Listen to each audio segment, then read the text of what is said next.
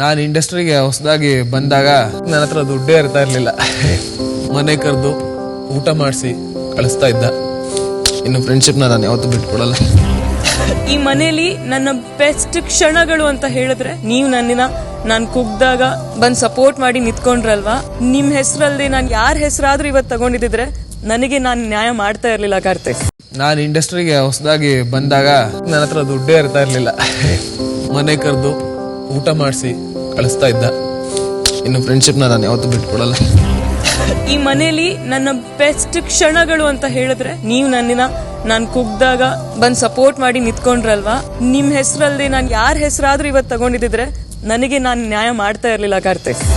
ಇಂದು ರಾತ್ರಿ 9:30ಕ್ಕೆ